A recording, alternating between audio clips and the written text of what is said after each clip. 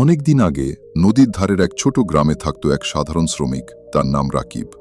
প্রতিদিন ভোরে সে মাটি খনন করত, মাটি তুলে গাধার পিঠে চাপাত, তারপর বাজারে নিয়ে বিক্রি করত। তার জীবন ছিল পরিশ্রমে ভর্তি, কিন্তু খুব সাধারণ। একদিন মাটি কাটার সময় তার কোদালের শব্দ বদলে গেল, ধাতুর মতো কিছু ধাক্কা খেল। রাকিব মাটি সরাতেই দেখল একটা চকচকে পাথর। সে বুঝল না এটাই আসলে এক অমূল্য রত্ন। তাই সে পাথরটি একটা দড়িতে বেঁধে গাধার গলায় ঝুলিয়ে দিল। ভাবল, ভালোই তো দেখতে লাগে। সেদিন বিকেলে করিম চাচা, গ্রামের মুদি দোকানি, রাস্তায় হাঁটতে হাঁটতে দেখলেন গাধার গলায় ঝুলছে সেই ঝিলমিল করা পাথর। করিম চাচা জিজ্ঞেস করলেন, রাকিব, পাথরটা কেন ঝুলিয়েছ? রাকিব হেসে বলল, কিছু না চাচা, শুধু একটা চকচকে কাজ। করিম চাচা পাথরটা পছন্দ করলেন, 50 টাকা দিয়ে কিনেও নিলেন। তারপর সেটা দোকানের দাড়িপাল্লার পাশে টাঙিয়ে রাখলেন, দেখতে সুন্দর লাগবে ভেবে। দিন যেতে লাগল। যেই দোকানে আসতো পাথরটা দেখে বলতো, দারুণ সুন্দর। একদিন গ্রামের জুয়েলার সালামউদ্দিন দোকানে এলেন। নজর পড়তেই তার চোখ বড় হয়ে গেল। তিনি বুঝলেন এটা কোনো খেলনা নয়, এটা তো বাস্তব হীরা।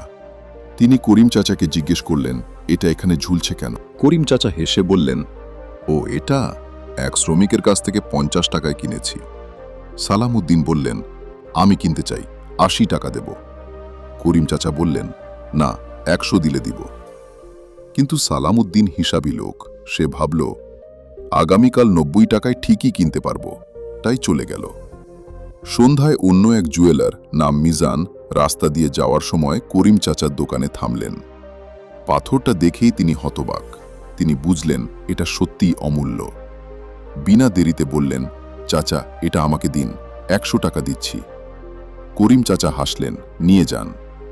মিজান টাকা দিলেন, হীরা নিয়ে চলে গেলেন। পরের দিন সালামউদ্দিন ফিরে এসে দেখেন পাথরটা নেই।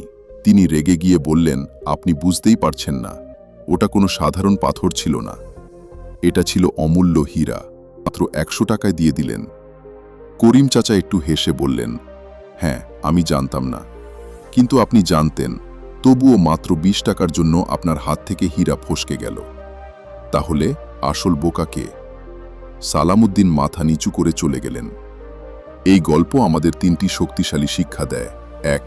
অতিরিক্ত কৃপণতা সুযোগ নষ্ট করে। সব জায়গায় হিসাব করলে একসময় বড় জিনিসও চোখের সামনে থেকে হারিয়ে যায়। 2. সুযোগ যখন আসে, ধরুন। বেশি ভাবতে গিয়ে জীবনের সেরা সুযোগগুলো হাতছাড়া হয়ে যায়। 3. আজকের কাজ কাল নয়। সুযোগ আর সময় দুটোই কারো জন্য অপেক্ষা করে না। যা এখন করা সম্ভব, এখনই করুন।